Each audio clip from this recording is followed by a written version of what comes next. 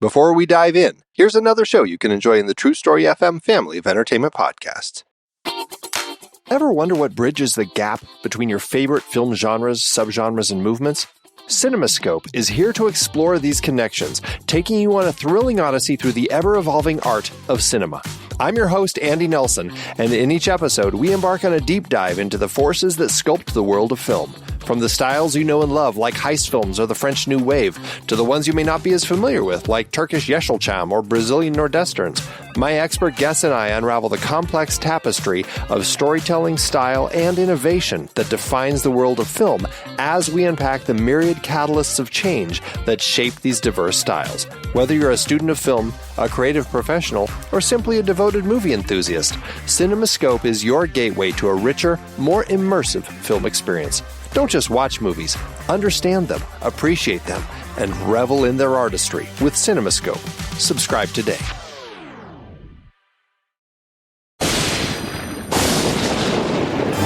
What's up, Supernatural superfans? I'm Chrissy Lenz. And I'm Nate McWhorter. And we're the host of Gang That Drink, a supernatural drinking game podcast.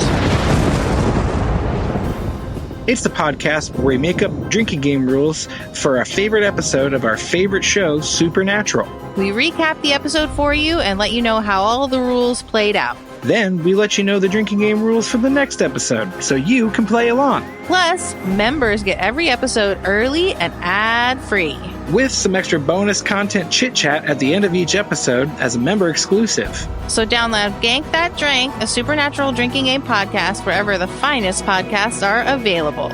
And or become a member at truestory.fm/gankthatdrank. And when you're out there in the world saving people and hunting things, you know, the family business. Keep the Gank That Drink motto in mind. Be excellent to each other and party on. Party on, dudes.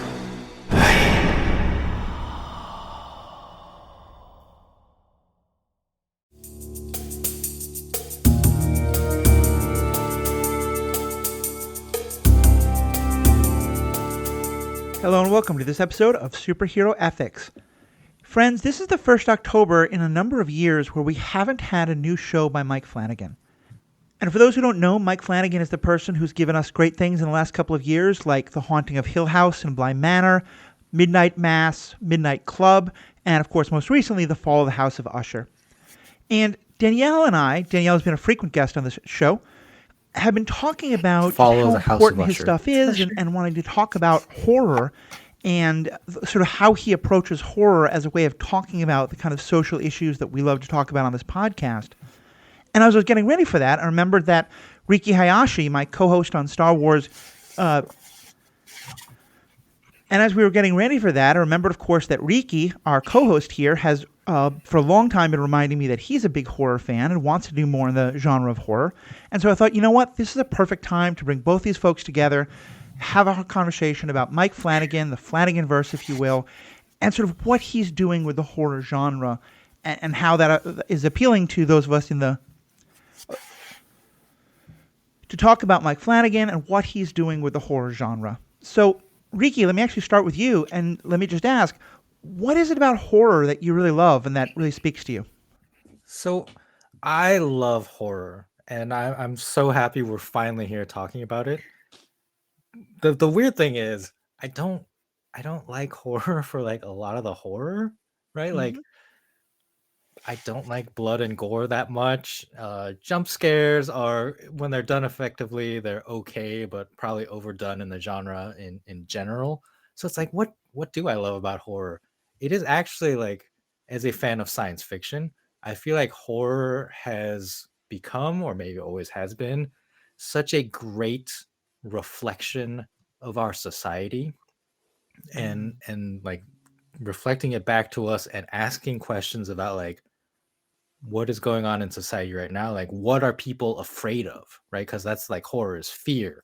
What are people afraid of, and how can we create, like, whether it's like supernatural or just like a human horror figure that represents that and is killing people or scaring people in a way that is fun as a movie or a TV show, but if you stop and think about it, is a reflection of our society.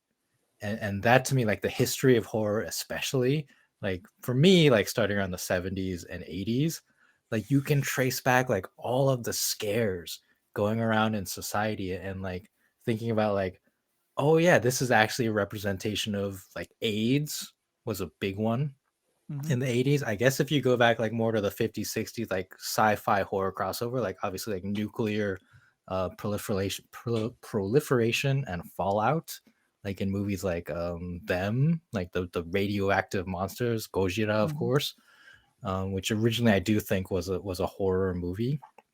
So yeah, like that to me, like I love horror because science fiction I think has gotten kind of away from social commentary, at least in like television and movies. Is often just like it's the future and there's like lasers and spaceships, and there's still good sci-fi products that are asking questions and presenting humanity back to us. But I think horror like has consistently been doing that. So that is to me what I love about the genre. Nice. Danielle, what about yourself? Yeah, it's kind of on a similar thread to what Riki says. I love horror because it has so much to reflect and teach about life, and also about I think especially pain and grief and fear itself. Because whenever I'm watching or reading a really really good horror story, I'm not so much scared. I mean, yeah, it does make me a little scared and a little, like gets your adrenaline pumping a bit. But the best of them leaves me more, I think, hopeful and more with a sense of understanding than it does terror. And I think that's also why I cling so much to Mike Flanagan, but also when it comes to like books, to more authors of color, especially Indigenous authors. I think write some of the best horror books I've ever read have been written by Indigenous authors, because I think they understand that and they're aiming for that sense of hope at the end instead of just pure terror. And that's what makes horror to me so good, is that it's not afraid to go into the depths of darkness because it knows it's going to find its way back out in the end. And so that I just really appreciate that kind of power it has. Yeah, I'm really with you there. And I haven't read many of those books that you're talking about, but I think one of the most exciting horror filmmakers today right now is Jordan Peele, who did Get Out and then Us and other things like that, which are very much horror, but from very clearly a Black perspective, and just to explain that in some other ways. And I want to talk just a bit more about this historical point, because Riki, I'm not sure if this is your experience, but it sounds like we're kind of on the same page. I grew up in the age where horror movies meant Freddy Krueger and Jason and like the Friday the 13th movies, the Nightmare on Elm Street, the Halloweens, which I think were all about jump scare and being as gory as possible and kind of like gross out as possible. And that's what I always associated horror with. I remember being at a panel at a science fiction discussion con that I went to a number of years ago, and it really blew my mind talking about how what you're saying, Riki, about the 70s and 80s, but even going all the way back to the 50s. I hadn't known this, but apparently because horror in the 50s was seen as so kind of, it's just what teenagers go to drive-ins to have on while they make out in cars and whatever, no one paid attention to it. And that included the McCarthy Commission and all the Red Scare stuff. So things like Invasion of the Body Snatchers, which is very much political commentary, people started to realize they could get away with the stuff that McCarthy was going to, and the blacklists were going to hit them with in any other genre if they did it in horror. And so, yeah, I love that historical tradition is still very much alive. And I feel like that's exactly what Mike Flanagan does in terms of in his show. And we'll go into some of these specific questions, but in his shows, I think we've seen everything explored from, family trauma to the trauma of abuse, and how in both cases, like the metaphorical idea of trauma creating ghosts becoming literal, to religion as a scary concept in Midnight Mass, and how that all plays out, to all the stories in Fall of Usher, which are mostly about like human vice and the idea of where the horror is really the terrible things humans will do, and how that become expressed primarily for greed. So yeah, I just think there's just Flanagan especially seems really dedicated to this idea of social commentary. So yeah, let's go more into that. And Danielle, you were starting that on that. If you want to talk a little bit more about what it is you think with Mike Flanagan is doing with the horror genre that's so new and interesting. Yeah, well, I he does a podcast these days. I forget what it's called, but it's where he and another host go through kind of some horror films, and they talk, I think, with the directors of them and stuff like that. And I think recently he talked about how he no longer ends his horror films or shows with a depressing ending. I think he said since before Hush, he has a film called Hush, which is really really good. I think it's on Netflix, but it just got released physically as well. It has its first physical release this past month.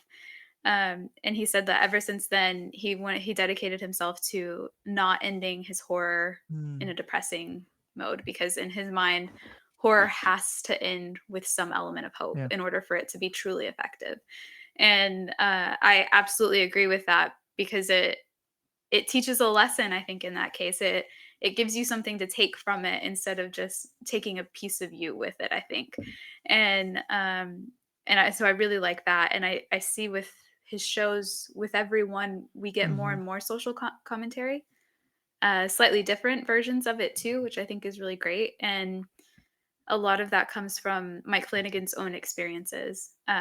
Midnight Mass, arguably, Yeah. in my opinion, his greatest of his series, was pulled directly from his own experiences in the Catholic Church. He grew up Catholic, and a lot of Zach Gilford's character, a lot of his like wonderings about philosophy and about life and religion Right. are Mike Flanagan's own wonderings about it. And I think also he used to be, or he is an alcoholic, I think, a recovering alcoholic, and so a lot of that went into it as well. And um, just such care because of his personal experiences with it, but also just general empathy for various parts of society and wanting to show the issues that everyone faces, and how it doesn't have to be there. The horror can spring from that, Yeah. but that doesn't have to Very be much. all that there is. And so I view it as both a warning, but also Yeah. just kind of like hope at the end But of just the to make sure tunnel, I folks know, guess. Light at Zach the end of the Gilford, he tunnel. plays one of the main protagonists of Midnight Mass, but many of us will probably know him best as Matt Saracen, and that's always how I'll refer to him. That's the first big role he played. Yeah. Riki, what about for you? I'm gonna make this Yeah. a little more discussion instead of just all the back and forth, but I'm curious for you, what was really about the Mike Flanagan shows that drew you in? It's funny. It turns out I have been a fan of Mike Flanagan before, I guess, his rise to fame. One of my favorites of his is a movie called Oculus. It came out in 2013. And I didn't know like until It's a recently great that it one. was a Mike Flanagan, but I remember watching it and being like, yeah, I like this. Like this is good. And never really like followed up and like, oh, this is the guy that's doing all of the things right now that I'm also watching and enjoying. Um, but you mentioned Midnight Mass being your favorite. To me, The Haunting of Hill House it will always be, I think, my favorite Flanagan. It is one of the few shows that we actually just like rewatch over and over again, probably like around this time, around Halloween, because it's just so masterfully made in a way. Like a lot of people think of horror as jump scares, right? And like once you know that they're coming, they're less scary. But then like in the genre, like it's such a trope, you can watch and be like, oh yeah, like they're filming this in a way that a jump scare is coming, so now it's not going to scare me. And now you have kind of like the fake out and the secondary jump scare. There's a jump scare in this TV show, Hill House, even when you know it's coming. It's just like one of the most Yeah. terrifying things because of like how well it's filmed and how well the tension builds to that moment. I love the show. There's one episode, I think it's The Storm, that takes place in the funeral home and is mostly like one take. I think it's like 3 takes, like Yeah. cut together very masterfully. And it's amazing. I've watched behind the scenes footage of like how they filmed it. It is such a good episode, like just a top 5 television episode of all time, in my opinion. Yeah. I think Go ahead. Yeah, I agree. Oh, I was just gonna say, I wanted to add really quickly to my midnight mass discussion because I forgot. Is that I you mentioned because the element of religion Hmm. in it, and I talked a little bit about how Mike Flanagan drew from his own experiences as growing up in the Catholic Church. But also, I feel like there's a stereotype with religion and Mm, horror that there's the expected like possession because yep. that's been used for decades with it, and the kind of like mystical aspects of it and everything. And one thing I appreciate so much about Midnight Mass is that it doesn't have that. It's Yeah. more it leans into something different. Something, in my opinion, a lot deeper and a lot that resonates a lot more with people who also grew up in Hmm. the Catholic Church. That pulls this, I think, unsettling feeling that a lot of us have had to the surface and examines it in a way that the Yeah. possession trope doesn't really. Because possession is expected. And I mean, to an extent, it's part of the Catholic teachings and everything. But what he does with the horror that he chooses to use instead is Yeah. slightly less expected, but even more meaningful and Mm. powerful, I think. And so that's also why I appreciate it so much of all of his work.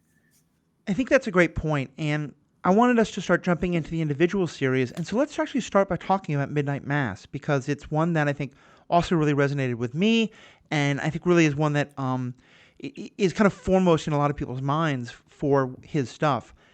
And so, for those who haven't seen it, who haven't seen it in a while, I'm going to try to make this somewhat spoiler free, but I'm going to give you just kind of some of the overall outline of the plot. The show is about a small island off the coast of Maine. And this is somewhat intentional if you're thinking, oh, that sounds like a Stephen King reference. Mike Flanagan is on record as being a very big Stephen King fan. He actually just made a movie based on some Stephen King stories. And so I think it's very intentional. This is a small New England town where there's kind of one church in town, everyone's Catholic, and that's kind of the center of the whole town. And the town has been dying for some time. People are moving to the mainland. A lot of the industries that help keep the town businesses going for a long time have failed. And into this situation, there comes a young priest. And the priest is kind of new and full of ideas. The old priest, who was kind of really beloved, but very much kind of like, had been there for a million years, he has retired. And so now the town is kind of all swept up because this young priest comes in with all this energy and he's kind of making the Catholic Church seem fun and passionate and powerful and not as angry as it used to be. And he's showing that like miraculous things are possible and even getting to the point of literal miracles starting to occur. And over the course of the story, you come to realize that there's actually a lot of corruption happening and a terrible price being paid to make what is possible possible. And over the course of the story, you come to realize that really this is a story about corruption, and that the dream of the easy fix and of like everything being saved and wonderful can be corrupting and can blind us to the actual consequences of things that are happening, and that there are terrible, terrible consequences to what this priest is doing. And it becomes just this really beautiful story about how all that can unfold. And how, in particular, in the Catholic Church, these things can play out. And while it's a supernatural story, it's a horror story, it's very much a metaphor about the role that religion, and especially the Catholic Church, can have in a lot of communities. Yeah, I agree. And that's I really like you pointing out that it is relies more on corruption because it does at a certain point. Like I mean, it is manipulation up until a certain Hmm. point when it becomes, I think, willful corruption, and the people are faced with what has been done to them, and a lot of them choose to keep Yeah. going anyway, and some of them don't, but a lot of them do, and I think that that was a really powerful way to show this. uh, I also think that Zach Gilford's character, whose name I can't remember, I want to say Tommy, but I don't Says know. I can't remember what his I'm going to name Riley look was it in the up. Finn. show. Go ahead. Riley. Riley. Yeah, that's it. That's it. Riley. Just to interrupt Um, quickly, because I know there are many versions of Catholicism, and um, all of them, I think, share a lot of this. And Danielle, as a Catholic person yourself, I want to hear more about your perspective on it. But I'll also say that from being around a lot of that community, although I'm not part of it, I know that Irish Catholicism is a very particular kind of thing that Mike Flanagan, and that's Mike Flanagan's experience. And if you want to tell me a character is Irish, I don't know much more of an Irish name than Riley Flynn. So just kind of putting that was Yeah. very much lampshaded as like, this guy's Irish, Irish American. Yeah. Go on. Yeah. But with Riley, there's a particular scene that I don't really want. I don't know if we should like just tell the specifics of what happens, but Riley is an alcoholic and a recovering alcoholic. He's back on the island from prison after a horrific accident that he caused while he was drunk. And a lot of his storyline is him coming to terms with how he can live with what he did, and whether he wants to live with what he did or not, and how faith plays into that, how his perspective on life plays into it. Like this event, as it should have, drastically changed his life, and a lot of his monologues are around that, around philosophy and faith. And the last monologue he gives is, to me, one of the most powerful ones. I think they all are. I think all of Riley's monologues are probably some of my favorite monologues that I've ever watched. But the last one especially is just, it's incredibly beautiful, and it's a lot about what we're willing to sacrifice for our faith and what we're not, and what we're willing to sacrifice for our lives and what we're not.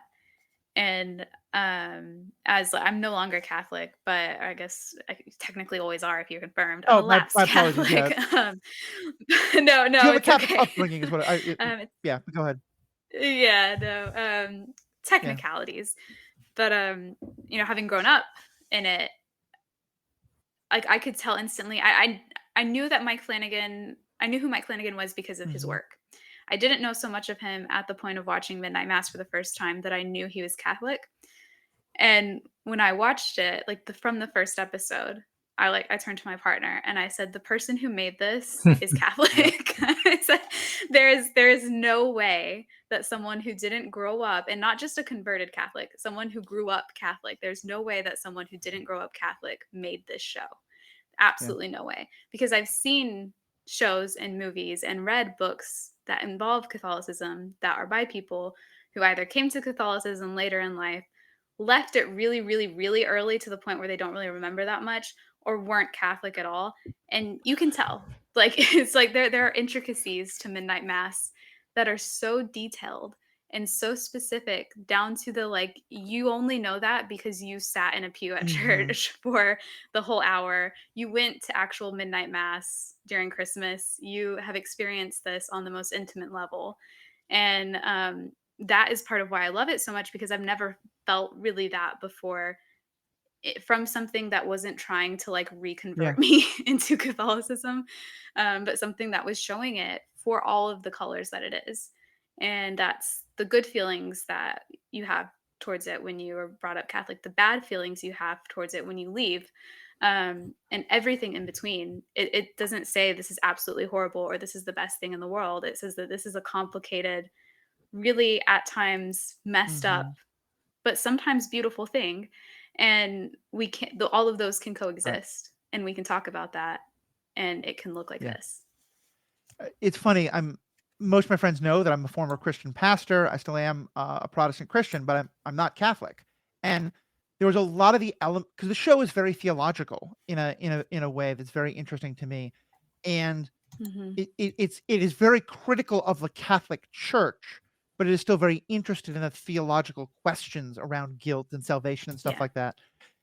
And so there were parts of it that I felt like I could engage in, but I definitely had that feeling of like, this is not about the Christianity that I understand, that I'm a part of. And it is about a very particular kind of thing, as you have the Catholicism. He uses these elements of religion and of the supernatural, but to again show you that actually the scariest things are what we humans do. There's a plot at the beginning about how the new sheriff is Muslim and his son is Muslim. And the woman who's sort of one of the people who helps to run the Catholic Church, and she's a whole other plot line as well. And a lot of my friends who are women ministers and pastors and priests in the Episcopal Church, have said how much they kind of relate to her character in some ways, or have seen people like her character because she's someone who really loved the church and kind of would have wanted to be a priest, but couldn't because she was a woman, and sort of where that takes her. And she winds up leading this crusade to like teach the Bible in school and being very fearful of this Muslim cop. And as scary as all the supernatural it is, it's the human stuff that's the scariest. Mike Flanagan loves flashbacks, and Mike Flanagan loves to show you an image a couple of times that's clearly something a character is thinking about before letting you understand what the image is. And one of the images we get, and it's when Riley is kind of having flashbacks, but before we know what he's having flashbacks to, is this image of a human face that looks like it has been the victim of something horrific and terrible. And like at first, I think you only see half of the face or something like that. And it looks like something like, maybe it's a monster itself, or it was attacked by a monster. And eventually the camera pulls back enough on the subsequent viewings of it that you see that it is nothing to do with horror. It's the person who was in the other car who died because of the drunk driving accident that Riley Finn was in. But I certainly thought it was supposed to be an image of something monstrous. And that moment especially hit home for me, how much he's really pointing this idea of like, yeah, horror is scary, but the stuff we humans do is actually even worse. We don't need the horror to be scared of humans. Yeah, I think like I get emotional thinking about that because like and I truly, this is Zach Gilford's best performance. I think like I love him as Matt Saracen, but as like an actor, to me this is his thing. Like this is the creme de la creme of his work.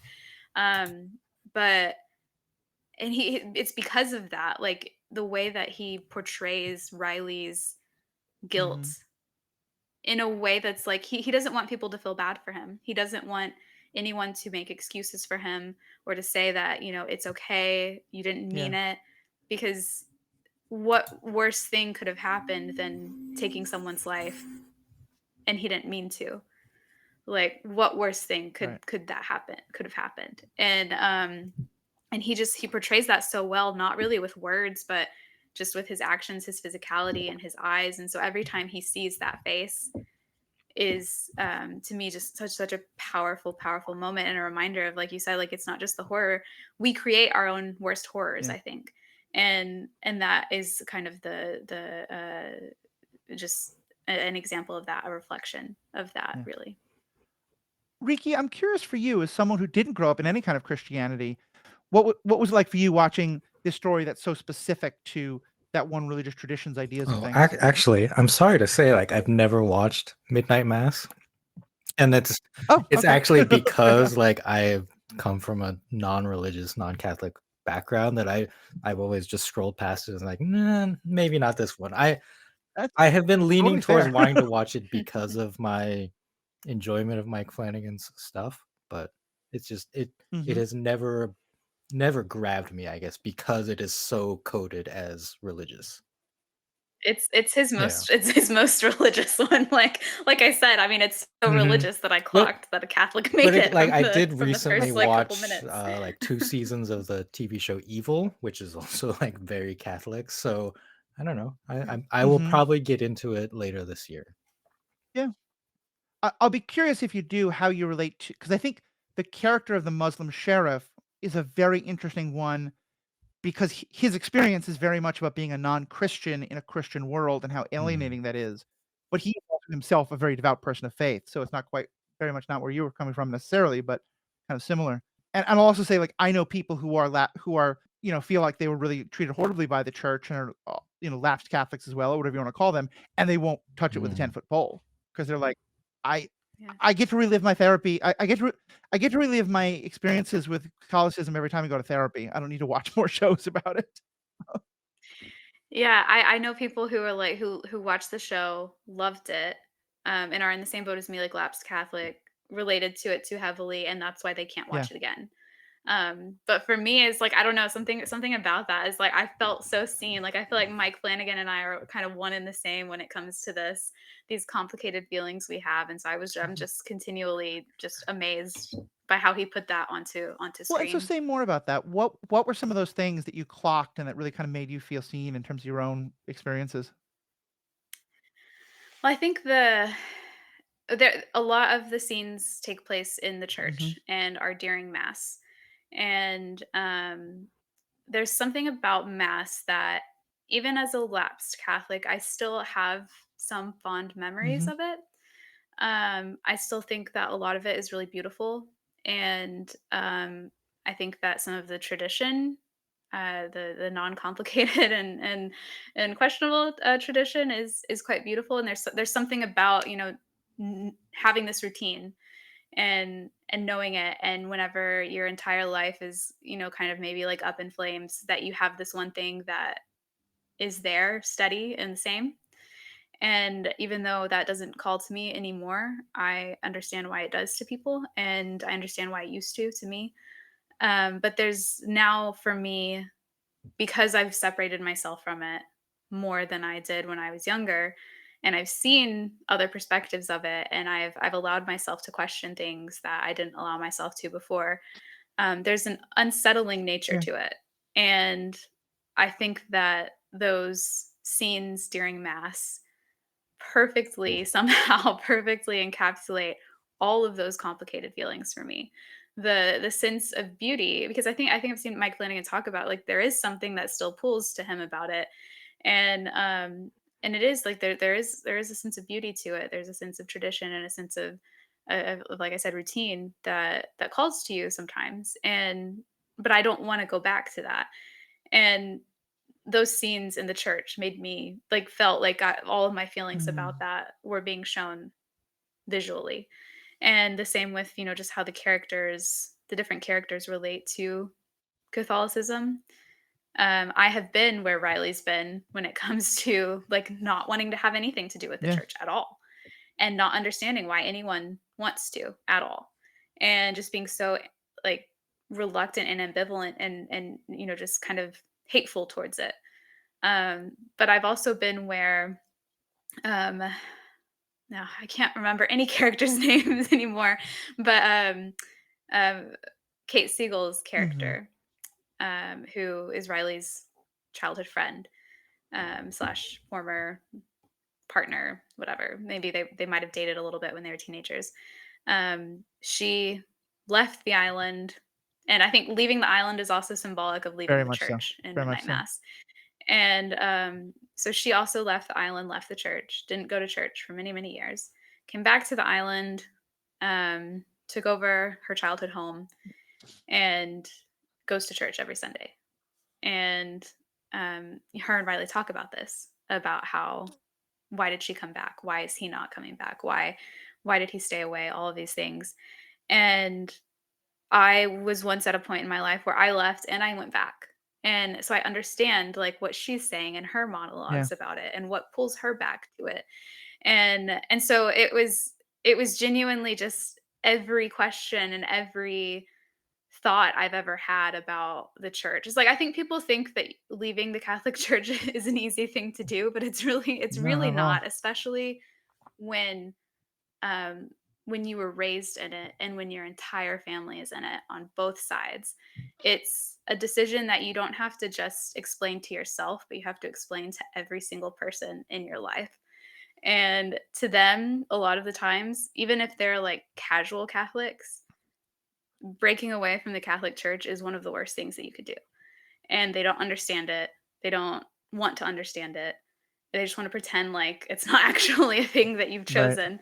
And so I felt so seen in all of those monologues and in the mass scenes too, because of that reason. Powerful, Daniel, yeah. the way you're describing it, it makes it sound like the church, like the physical building of the church, is almost a character in this. Oh yeah, 100%. I would say, like, the Catholic Church in general, like every Catholic church usually, Hmm. is just so opulent, um, to where it's meant to be like this living, breathing thing Mm. that is hard to tear yourself away from, and that you want to be in, because it's this beautiful place that is meant to be kind of like representative and reflective of all of the beautiful things of God and of Christianity, and things you should aspire to be, not Yeah. necessarily things that you will ever be. And that's definitely how it is in midnight mass. Is I think they spend funds to kind of keep the church nice, to keep the hall. That was another thing. I wonder, I want to know where Mike Flanagan grew up. If he grew up in a small town, because small town Catholic dioceses are very different than like big, like if you go to a Catholic church in the Right. city. Because you usually have this hall that they raise money for it. The money that goes in the collection, part of it goes to building that hall. And that is what happened in midnight mass too. Like people spent their last pennies giving to this fund to pay for that hall for an island that has like maybe 50 people Yeah, population. it's really dwindling and What are they going dying, to do like in a lot of there? churches are, of Yeah, all yeah, denominations. yeah. And I think Riley questions his parents, like, what are you doing giving your money to this when you can barely afford to send my brother to school, or you can't even afford that. You can barely afford food. You can barely afford the repairs that your own house needs. And that is a question I've asked too of my family. It's like, why are you giving the last that you have, or not the last that you have, but why are you giving so Right. much? Like, you calculate it. You give $5 every Sunday. You go to church every Sunday. What does that add up to? Like, and it adds up to a lot of Mhm. money. And what is it going towards Yeah. too? And that's a question that midnight mass asks as well. Is, I think, not just what the church is making you do, but what people allow themselves to believe and to buy Yeah. into from the church as well. My memory is that in the show, this is said explicitly. It might just be more that it's implied, but the idea of like, how do you have a logical conversation when you have a truth claim that claims to be infallible, to be undeniable, And so that if you Yeah. start with this idea of everything that happens is God's will, first of all, no one actually applies that across the board, but that, the things that you're seeing, because, eventually these people are, becoming something like vampires, but they're doing things that you would think would be complete and total violations of the Catholic ideas, and really are, but because they still think they're doing it for these Catholic reasons, because of the way that the manipulation has happened, yeah, the finger is right on the pulse of everything that's going on in our world, and I love how specific it is to Catholicism, and I feel like I learned a lot about that, but I also feel like I, I never felt like because I wasn't a Catholic that I wasn't getting it. I felt like I could understand everything Yeah. just as well. Yeah, I think he does. Mike Flanagan does an excellent job of kind of walking that Mhm. line between, and like we'll talk about the Fall of House of Usher later, but I think it's the same with that. Is that this is accessible to people who don't know what going to mass every Sunday is like, who don't know Right. what Catholic guilt is like. But it's also, if you do know, you're gonna feel more seen and recognize these things like to a insane level that Yeah. I love when creators are able to balance So that. quick biographical thing about Mike Flanagan. First off, he was born in Salem, Massachusetts, which is a little Oh, on point, my guy. It's that's like funny. man No who was history of religion created going to a bit make too far horror there. type of detail. But he went to high school in Maryland, and it looks like this is kind of like the outskirts of Baltimore. The town has a population of about 50 to 60,000 people. It's not. I would not call this a suburb of Baltimore. I would definitely say it's like outside of Baltimore. Mhm. Yeah. Interesting. Yeah. Yeah, there you go. Thank you for looking that up.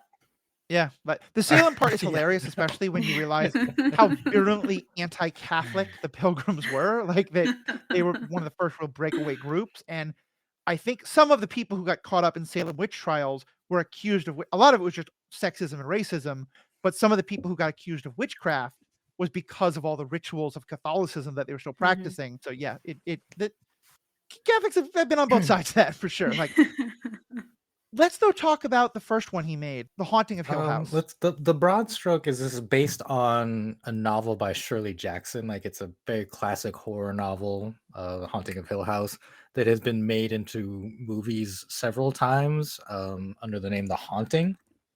And there was one in like the late 90s that is is not a very good movie. Like, it's also that period of everyone was trying to make CGI a thing, and they have some very bad like CGI ghost effects in this movie that have become kind of panned, and people love making fun of it. But The Haunting of Hill House, the TV series, the Mike Flanagan TV show, uses very little CGI for its scares. I think that is, to me, what stood out while watching it, and is one of my most endearing memories of it. And we talked about jump scares earlier, and there's a very effective jump scare in this show. But the scariest thing about this show are the non-jump scares. There are static ghosts, just like faces and figures hidden in the background throughout the run of the show, that just like never interact with the characters. They're just standing there, and the first time you notice one in the background, you just like freak the heck out, and then you start to watch, and you're like looking very intently, and like, I saw one right there, look like, and then like sometimes you can't quite tell if it's actually there, if it's supposed to be a thing. And that really plays into the like that fear of like right out of the corner of your eye, like, did I just see something? Like, you look around, like, what was that? Like, and it just like captured that so effectively in a way that I had very rarely experienced in horror. It's just like something that's there, and it, one of the most interesting things about it is that it makes you watch the show once you realize what's going on, once you see your first one. So much of media, like for me at least, like I'm on my phone, maybe I'm like playing a game on my phone, or like scrolling through like, social media. This show, you have to watch it. Like, you have to be watching it actively because you want to see those, you want to be scared by those. And that, like, that's one of the best things that it did. My partner Mary and I realized early on, I think after the second Flanagan thing we saw, that we had to just decide on a Friday night to watch the show, because we knew we weren't going to stop. And we had to just start early enough and plan to do nothing the next day, because the first time we started, I think it was with Hill House, we started watching it on a Wednesday, planning to go watch 2 episodes and then go to bed. After like the 5th episode, we forced ourselves to go to bed because it was 1 a.m, but got nothing done the rest of the next day because all we wanted to do was watch it, and then stayed up 2 a.m. the next night watching it. And it just and to pull back a little, it is about a haunted house and a family that lives in this haunted house. I believe they're trying to renovate it, like a house flipping type of thing. And the house is just like a giant mansion. It has a history, like obviously, like people have died there, and there's the implication that the house itself is an entity, or is like a possessed locale, although it's never explained or made clear like why or how. And that's one of the things that I think is very effective about this, is like, you just have to accept, hey, this house is haunted, things happen. And then what is the show about? Like, it's not about really the haunting or the ghosts. It is about this family and how they have been shaped by a traumatic event, and how they deal with their grief over this event. And they've lost it takes place in 2 different time periods, like when the original incident happens, and then like many years later when they're revisiting the incident and coming back to the house together, and like talking to each other, and dealing with the trauma. And it's really about the trauma of the family and how you overcome grief. Yeah, I like, I say like Midnight Mass is my favorite, but Haunting of Hill House and Haunting of Bly Manor, which we'll talk about later, have such like special places in my heart because of how emotional they are. I think when it comes to the idea of family and love, and what they explore in those regards. And with Hill House, I think I'd say Hill House and Bly Manor both have some of the best character development. And these aren't long seasons. Like, I don't know, how many episodes is Hill House? Is it like 8? Yeah, I think they're both 6. I think all of his shows are 6 to 8 episodes. Hill House is 10. 10. Okay. That's a decent amount. Never trust me with Bly numbers. Manor is 9. 9. Okay. So longer than we're used to these days by about 2 or 3, but still shorter than what we used to have. But even with that, the character development is so good that Mm-hmm. you get the ticks of these characters. Yes. You get them down to the bone, I think, very You quickly. you It care about doesn't them a it lot. Yeah, yeah. It doesn't take until just the end. You understand them better by the end.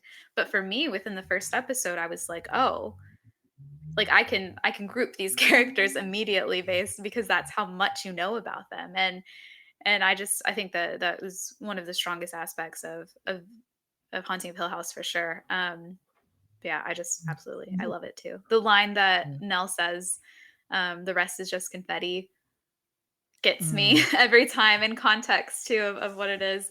Yeah, I love this Yeah, show too. for Yeah. me, like when we're talking about characters and the character development, I think what's missing from a lot of other TV shows is the willingness to trust either your character and or your actor to devote like Mm, an entire episode to that character.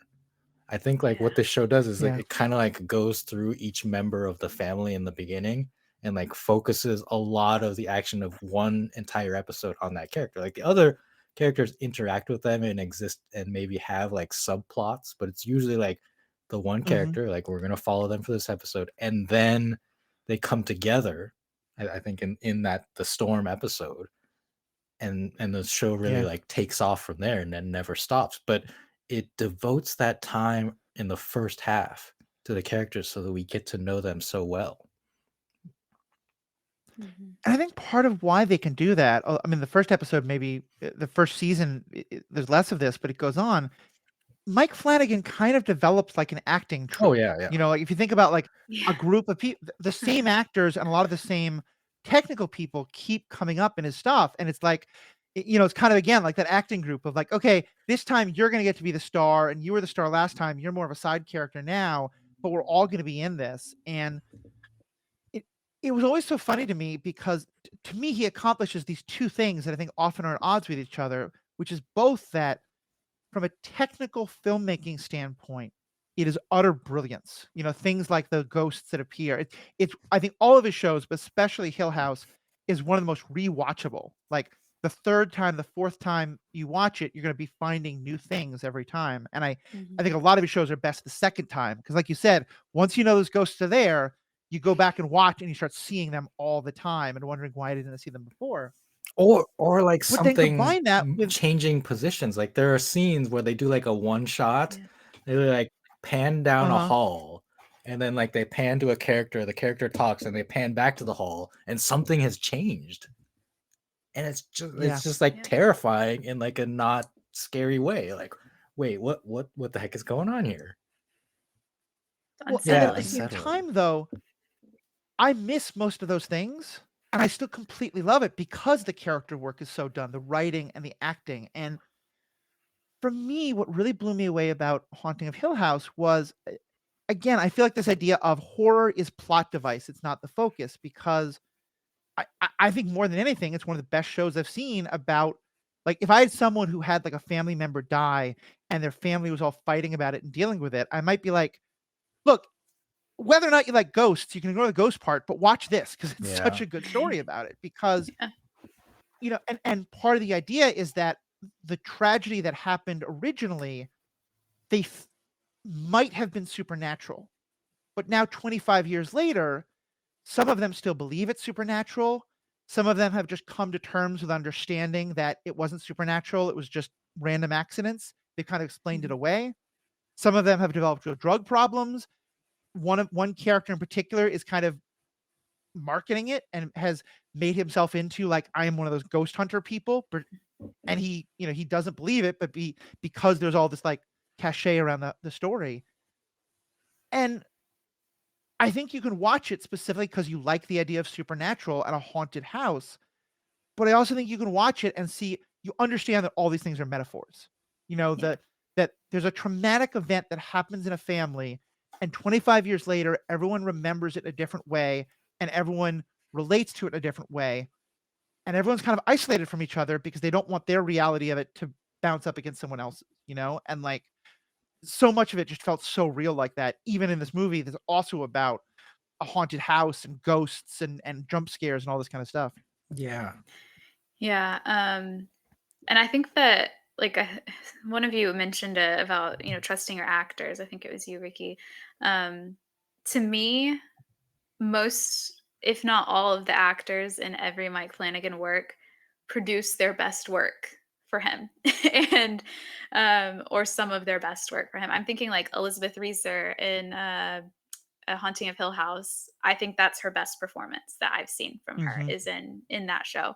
I already said I think Zach Gilford's best performance is in Midnight Mass. Kate Siegel gives the best performance of her life in every single Mike Flanagan project.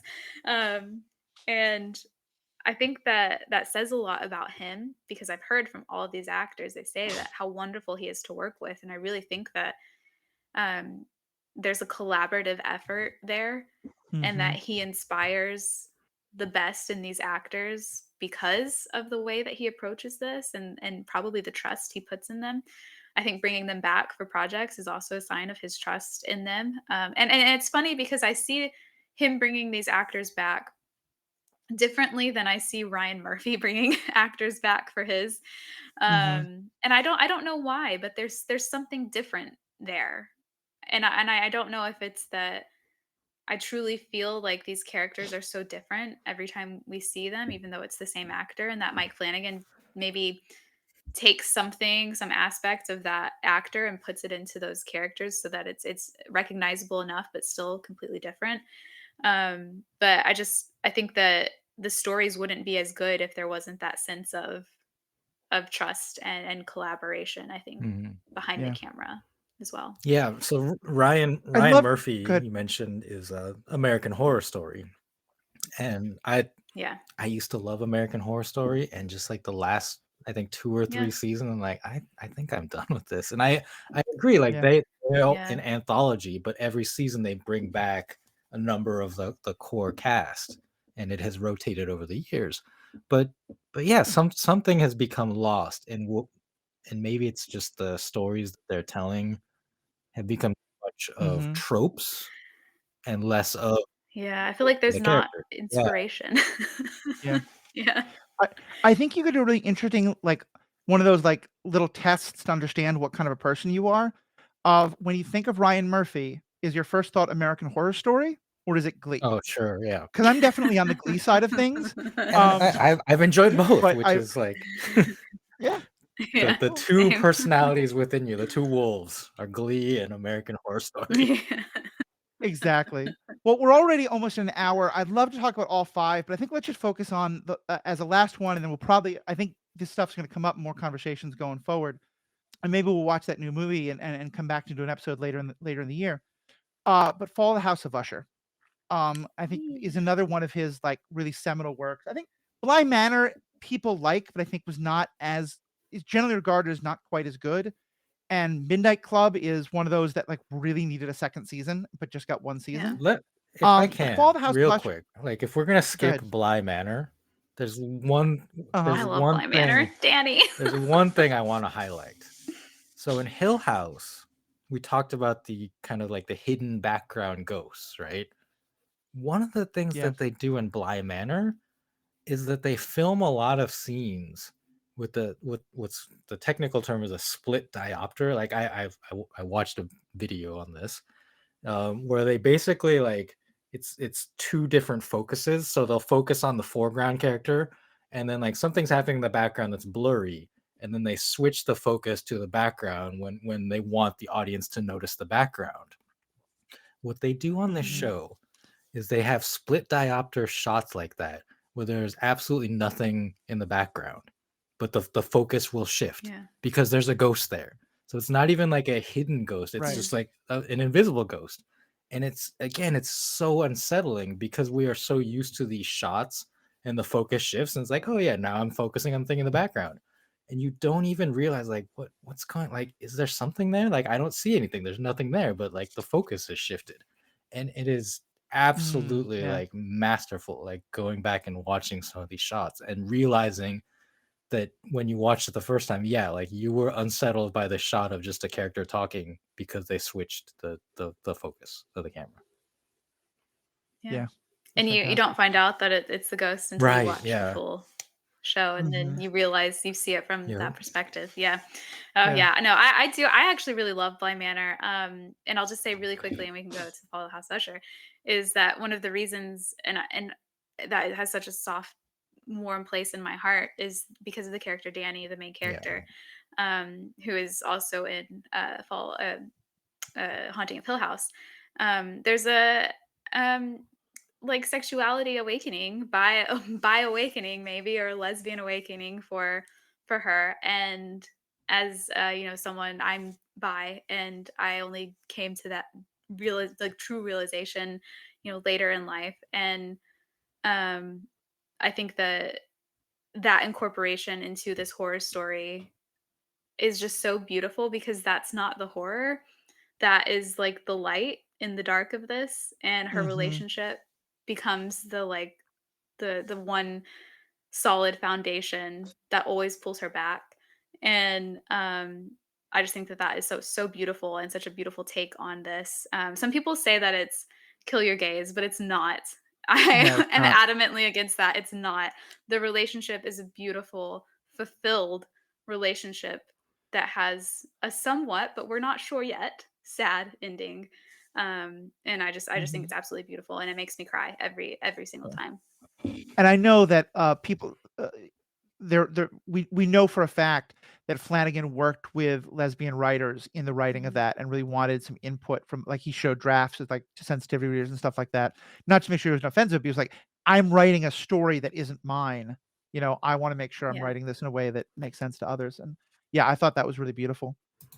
And so let's though talk about Fall of the House of Usher. The Fall of the House of Usher is a short story by Poe, and it is loosely adapted in this show, like quite loosely. The only real similarities are the two of the main characters, Roderick and Madeline, and the house that they grow up in that becomes like kind of that they keep, and the fact that it has this foundational crumbling that is a metaphor for the family actually crumbling, and not necessarily the actual house. But yes, Roderick has several children, all from different, or all but two of them from different women, and he has kept in touch with all of them, and they all have a part in his very big pharmaceutical empire. And eventually, due to situations that you find out later in the show, each of his children, and this isn't a spoiler because this literally is the foundation of the show. They say it within the first couple minutes of the show. All of his children eventually die, and each episode is dedicated to one of those children and how they meet their ultimate demise. And each episode is titled after a different Poe work. Each character is titled after is named after either a Poe character or someone from Edgar Allan Poe's life. And love that. yeah, and each event is a Poe story or multiple Poe stories together. So they're not necessarily like the biggest adaptation within each episode isn't necessarily from the title of that episode, from the work that it's titled after, but it does play a part in it. And so it's genuinely like, this is why I need to meet Mike Flanagan one day, because we need to have a serious discussion about Edgar Allan Poe. Because once again, I watched this and I was like, I know a fellow Poe bro when I see one, because only then would you have the idea to put it together this way, or to include these little Easter eggs. Like, for example, the main characters, their neighbor, who he doesn't like as a child and who is very cruel to him, and he ultimately kind of gets revenge against him, is named Longfellow. And that's not a Poe character, but in Edgar Allan Poe's actual life, when he was a literary critic, which is where he got most of his notoriety from while he was alive, he tore to shreds the work of Longfellow, who is a very well-renowned 19th century American poet, wrote Paul Revere's Ride. But Edgar Allan Poe absolutely despised him. wrote horrible things about his work, called him a fraud, and I think accused him of plagiarism as well. And so that's something that you don't know unless you know Poe's history and like his life. And so I just thought that was a little like it's a thing that I think it's good for I think people who don't know Poe as well would still enjoy it. But if you do, it's like again like Midnight Mass. If you get it, it's on another level. And so yeah, that's kind of the gist of the show is that so many of Poe's works just kind of woven in to tell Right. this bigger story that is ultimately uniquely Mike Flanagan. And I think I said it in the video I did about this show, or I don't know if I did it in the video, but Poe's work is so like macabre and so just out there, and at times like just really like effing crazy, especially for his time. And you read it sometimes, you're like, how does someone like come up with this? Even if you are a horror fan, it's still just kind of like, oh, what were you thinking? And I love that about him. But as times change, that type of style also changes to reflect our own society and our own understandings of things. And so that type of like effing crazy stuff turns into something else and something more like what Mike Flanagan has created with The Fall of the House of Usher. And so Yeah. I've seen some people say that they don't think it's really a good reflection of Poe and his work, but I actually think it's one of the best. I think that it understands Poe on a very deep level, kind of further than thematic goes on a thematic level, Yeah. but also deeper than that as Well, well. I don't have the background in Poe. I read a few short stories many, many years ago.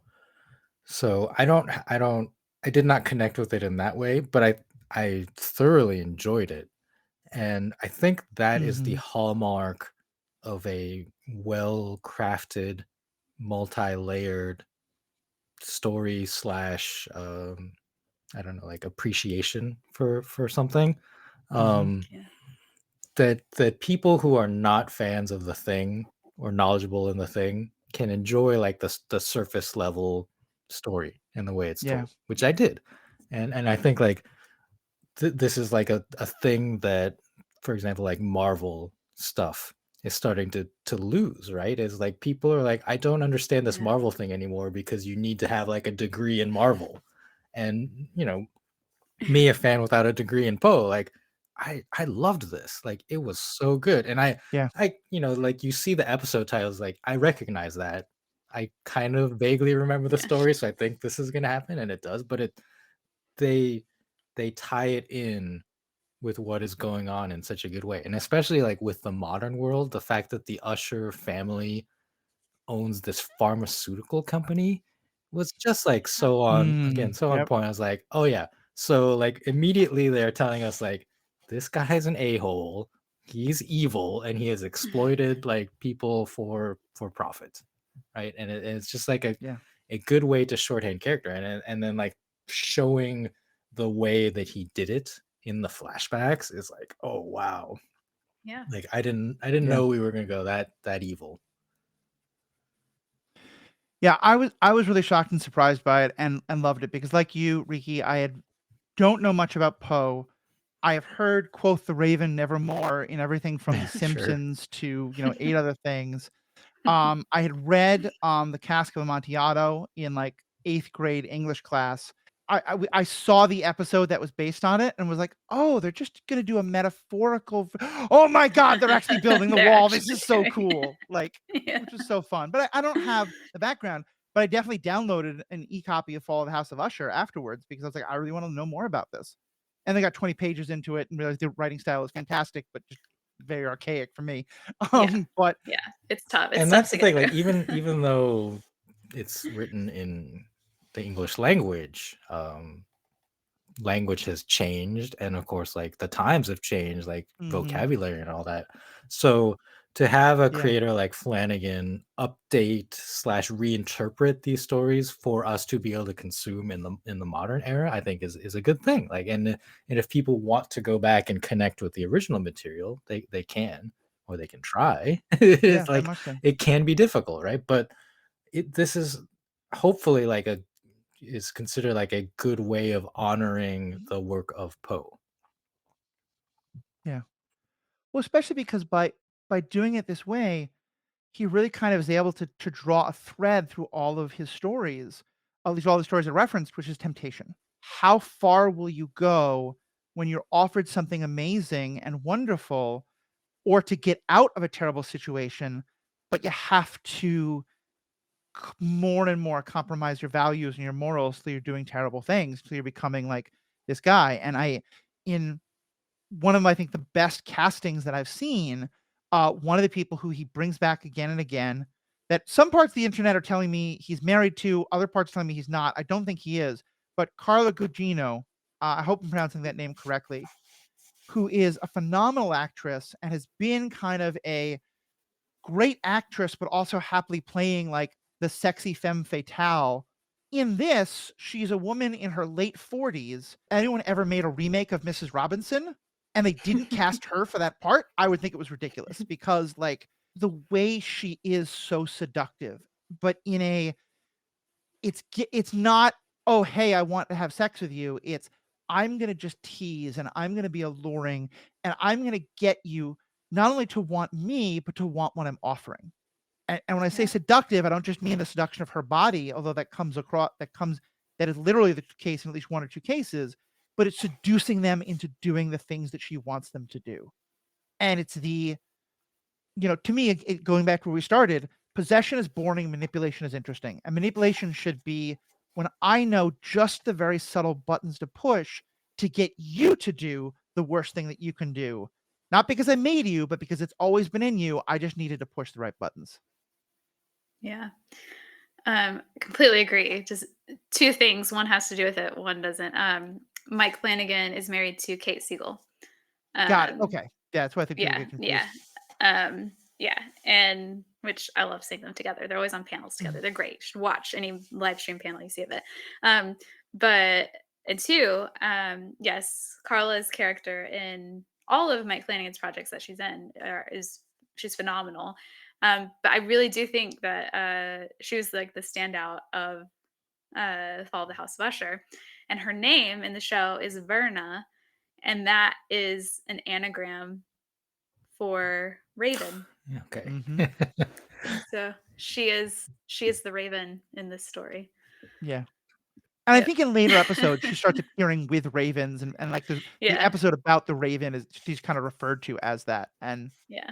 yeah, it Yeah. makes total sense. And kind of like what you were saying about the haunted house in the first one, Hill House, there's never an explanation given for it. It's never said like, oh, she's this kind of demon or she's this kind of force, Mhm. or even if she's real. Yeah. It's so, yeah, it's just Flanagan to But me doesn't care about the how of the magic. What he cares about yeah. is the what does this tell us about ourselves. And what I love so much about her characters, like really quickly, is that she's not like, maybe you start the show off thinking that she is the perpetrator of all of this evil. But she's not. She is the mode through which it is transferred. Yeah. And she doesn't I think that she encourages to the point of just, here's all your options laid out in front of you. Here's what it could look like. This is your choice, like you were saying, Matthew. Yeah. And like there's moments in the show where you see that she doesn't necessarily want people to choose the worst option, Mhm. and that if there's a time with a person that she can give them grace to her best ability, because it's almost like she's forced to do these things as well. And Yep. if there's a moment where she can give someone grace who deserves it, she will, even if even as she has to perform these acts that aren't nice to watch or aren't pretty to Yep. watch. She will try to give the people who deserve it peace and grace while Yeah. doing that. And I think that that is such a great way to show this character that starts off kind of as an antagonist, and you realize as the show goes on, it's a lot more complicated than that. Mhm. Yeah, the way that she acts in that way reminded me a lot of John Cusack's assassin character in Gross Point Blank, where he says, "It's Mm. not me." every time he's about Yeah. to kill someone. And I agree, like the seductiveness of her character, like throughout this show, like obviously as the audience, I think we're meant to root for her because like Roderick Usher and his family are so despicable.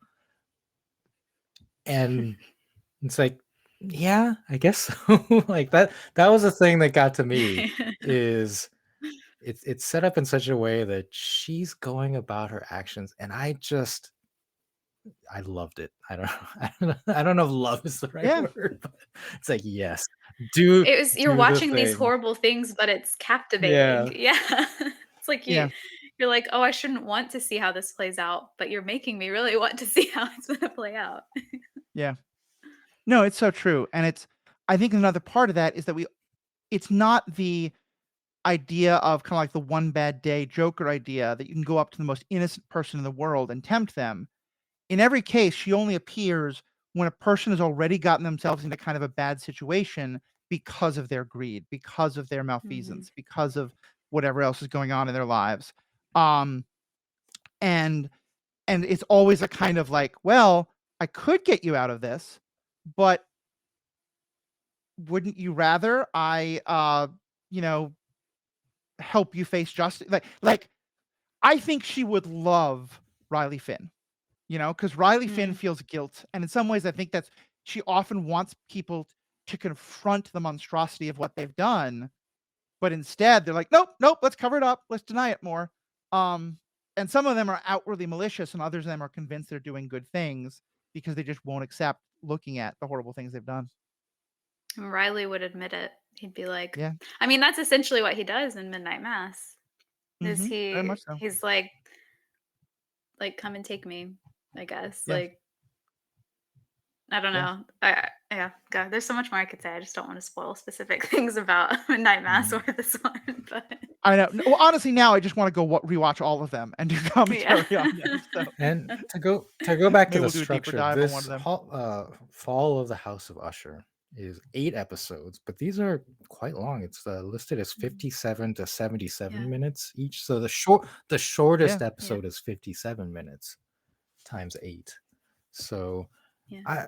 I don't know, like Matthew, you and I have talked a lot about television shows and structure, and for me, Mike Flanagan is doing it right. I Yeah. cannot really like find fault in any of the shows of his I watched from like a structural runtime and like pacing perspective. They're just like very, very compelling, well made, and satisfying. So good Yeah. on him. Well, because I think what we've talked about a lot is that TV can either be episodic in that each episode has a clear beginning, middle, and end, and a story in and of itself that may or may not be part of a larger story, or it can just be one long story chopped up into parts, and that either of those can be good, but when it's episodic but it doesn't feel like it has to be, or when it's one long thing but it feels like it's chopped up in ways that don't make sense, like both of those can be problematic. Here I feel like he's very intentional about, I am going to write each individual episode as an episode that you can watch and feel satisfied with, but also that they're all part of this larger story. And I think having each episode be kind of its own individual post story that also advances this larger one is just such a brilliant way to do it. You're right. Do you know, I feel about his shows, I think the way I feel about the structure of the Hunger Games books, which we've talked about this before, Matthew, about how Suzanne Collins really it's a utilization of craft, and it's a honing and just kind of I guess expertise in your craft as well that only comes with practice and discipline, I think. But with the Hunger Games, there's the storytelling arc that you have. Each chapter has those 3 stages, and then there are there's 3 sections. Each section or part of the book has those a rise, a climax, and a kind of resolution. But it still ends like right before the resolution, I guess. There is somewhat of a resolution, but ends right before enough to make you want to keep going. And so each chapter has that, each part has that, and the book as a whole has that. And that's kind of how I view Mike Flanagan's work, is that for every show, each episode has that arc. You could take a group of episodes and say they have that arc. Like in The Haunting of Hill House, you have at the beginning, each episode is kind of dedicated to a family member, a sibling. You get those bunched together, and then you go on to the kind of where they're all kind of mixed together once you have this understanding of it. Mhm. And so I view it really as a, like I said with Suzanne Collins, an understanding of the craft, and a really, really good execution of it. Once you understand it, then it becomes, and once you put your own little twist and flair and signature to it, then it becomes maybe a bit easier to apply that to different stories. Yeah.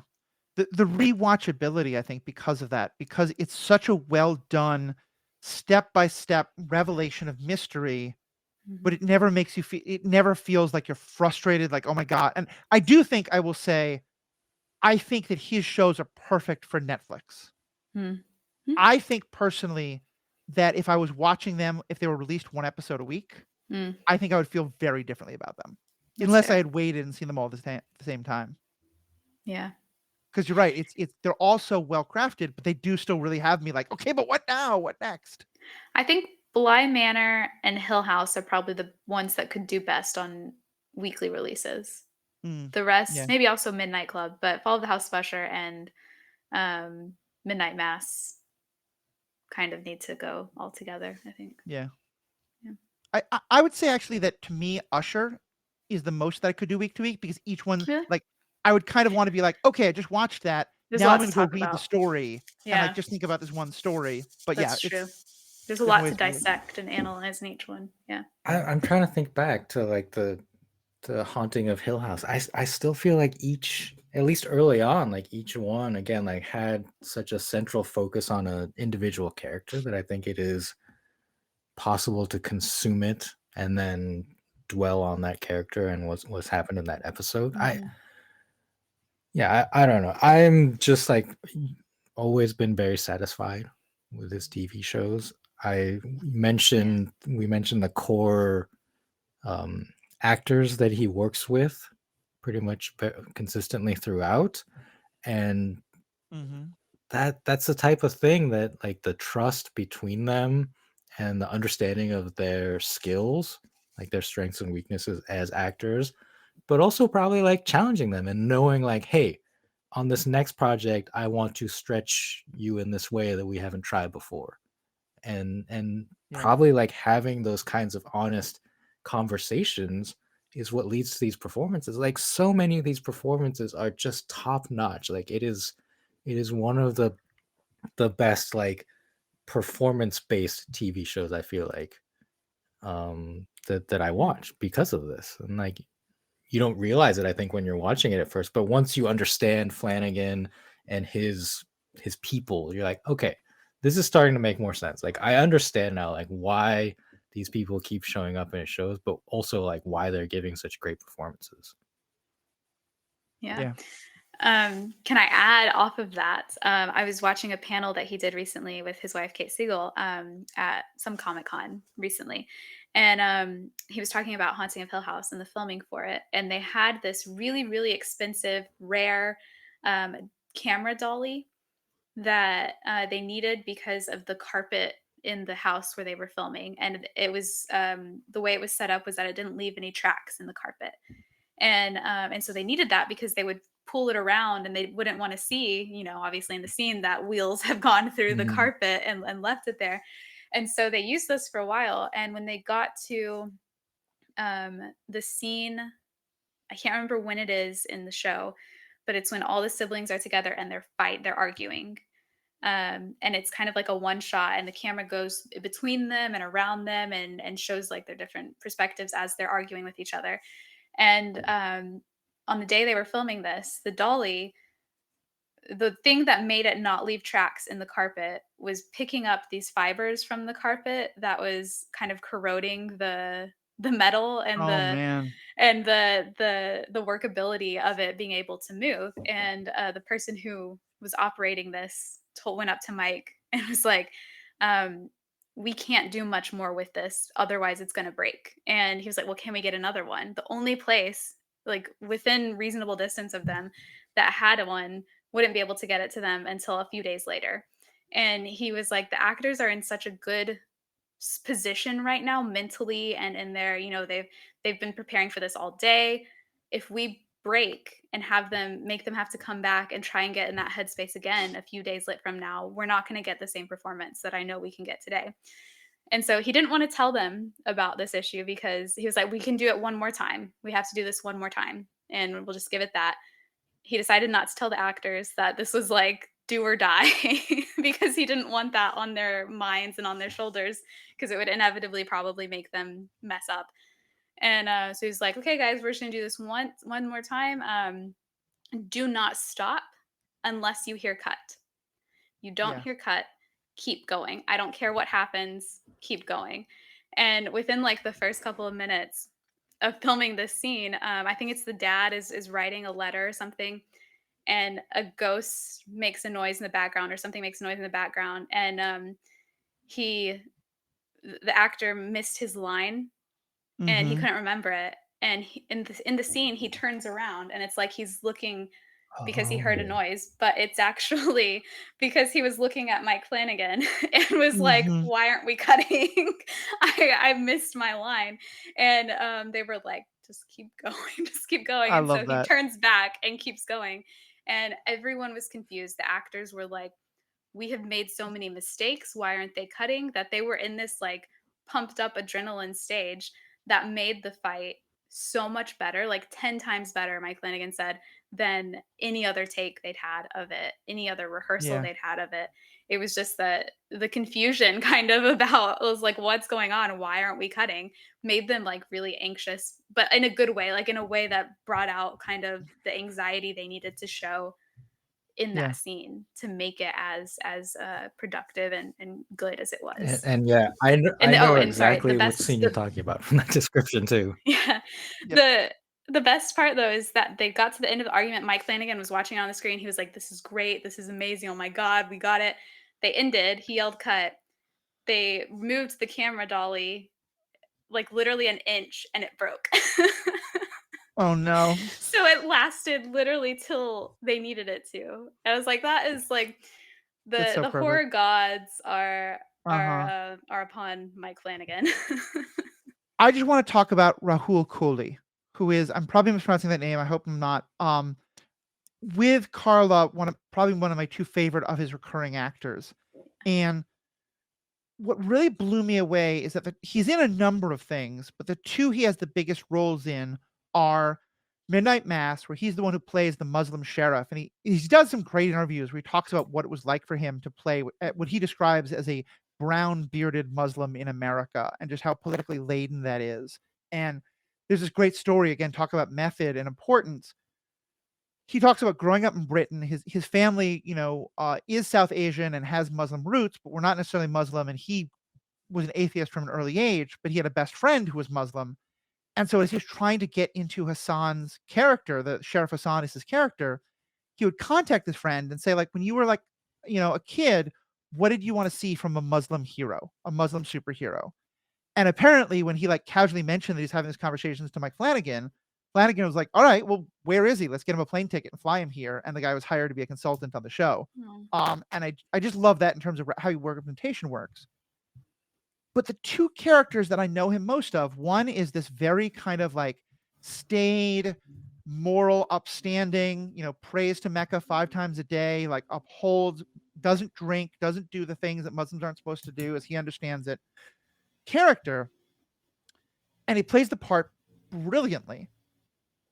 And then I see Fall the House of Usher, and I'm watching this guy who looks a little bit familiar, who's playing basically like an internet personality. Like I think is he a video game creator or a DJ? Like he's some kind of like games. He has a video game guy who's just is like he's living in a relationship with a man. He is having sex with women as well as men. Like he's openly bi. He's kind of in an open relationship, but not a very consensual one. But he's doing drugs all the time. He's sleeping with all these people. And I was like, I know that actor. Where is that from? And then when Mary was like, oh yeah, it's the guy who played Sheriff Hassan, I was like, no. Because it is just And I think one thing a lot of people will do is they will, like, actors get typecast, and especially by the same writers. And for Flanagan to be like, cool, you did such a great job for me playing that part. I'm now going to ask you to to play a completely different character, completely different set of acting chops. And Flanagan both trusted him to do that, and then Coley was able to do that, is to me just such a testament to the skill of both writer and actor, but also of the trust they have for each other.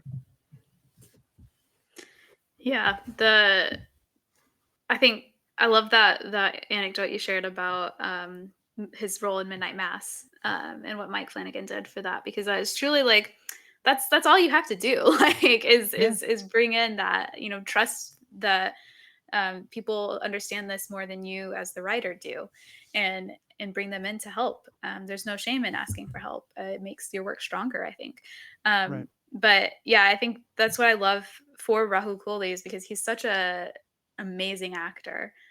And in I don't want to say in Mike Flanagan's hands, but under Mike Flanagan's direction and trust, you really see everything that he's capable of. And it makes me kind of sad that not all directors are like that, but also that Hollywood in general is not as accommodating for that, I think.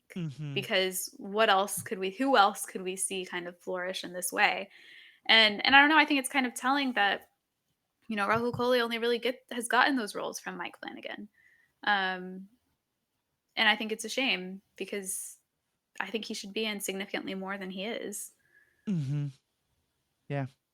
Just one other anecdote about him, and also about Flanagan. Apparently, in the original idea, he was supposed to be, kind of have a dad bod and be, kind of like an older guy, and be more gray haired, and the actor actually gained 30 pounds for the role, and then as he describes it, I just wanted to give young brown kids, and particularly Muslim kids, something to watch that they'd feel proud watching. And that's one of the other reasons I ended up losing the weight. If I'm going to represent us, let's look good. Let's be brown Harrison Ford and scowl and look off in the distance and do all the hero shots. That's what I wanted to represent with this character. And I just love that thinking, and also that Mike Flanagan was able to be like, cool, okay, yeah, sure, lose the weight. That makes a lot more sense for the character. And that's what I mean by like the collaborative effort between them, and that, Mike Flanagan, it seems, I don't know him personally, but from everything I've heard and everything I've watched, it's like he doesn't have a huge ego. Not to the point where he doesn't allow his actors to come to him with ideas, and like he accepts those ideas. He genuinely takes them into consideration, and sometimes they make it.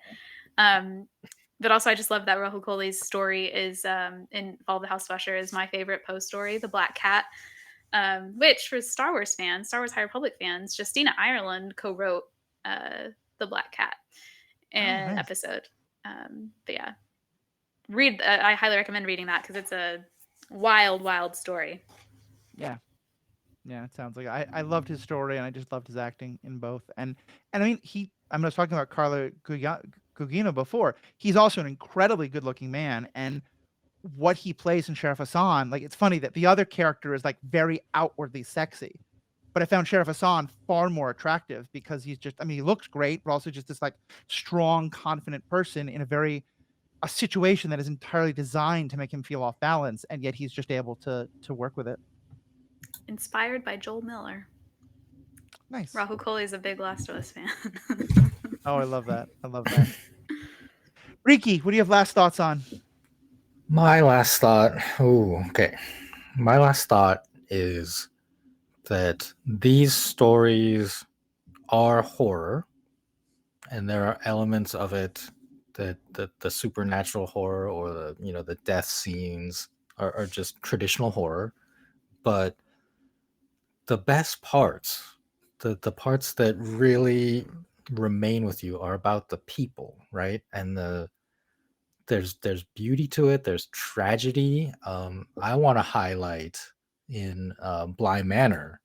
You mentioned Rahul Kohli. Like, he has a budding almost relationship with a woman played by Tania Miller, and the episode that focuses on them is just like so beautiful and tragic, and it just gets me like because she's already dead, I think, and like trapped in the house and doesn't know. She's like, it's like the ghost who doesn't know they're a ghost, and they think they have something, they have a connection. They're like, okay, like we're gonna have this budding romance, and then like the moment she realizes she's already dead and can't be with him, and like the way that they film that and do like a cut, I think, from talking to him and then to the moment realizing she's already dead, is just like one of the most devastating scenes of television that I've watched. It's like, oh my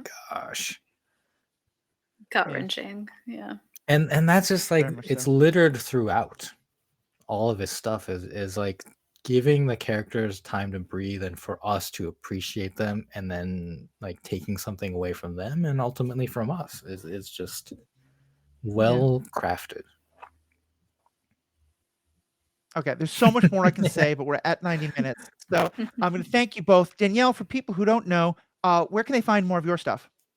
I'm on TikTok at Written in the Star Wars, and on Twitter/X at DannyS394.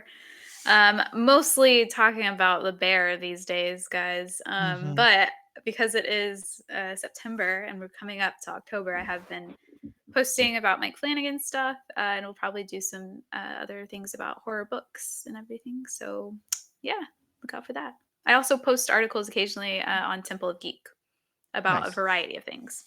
Yeah, and we'll have links to that stuff in the show notes. Check out everything. Her TikToks especially, though, are just both very insightful and very funny. There's a lot of good stuff about clones in there from a number of different perspectives people can relate to. Yeah, definitely worthwhile checking out. And I will say that I have decided that I love food enough that, in my opinion, the ability to feed large numbers of people while being in a kitchen with lots of people you don't get along with is a superpower. So we will be talking about the bear at some point. We will not be discussing how many laughs per minute you need to be to qualify to be a comedy or not. I've heard this discussion. Danielle and I disagree on that, but I do think it's an amazing show that, like, whatever. I think it deserved awards. Whatever the category discussion, we won't get into that. But yeah, definitely a great thing to check out. And we'll have Danielle back for that. So thank you all so much for listening. We're going to have more in our member section. Of course, you can become a member for just $5 a month, $55 a year. All the information on the show notes.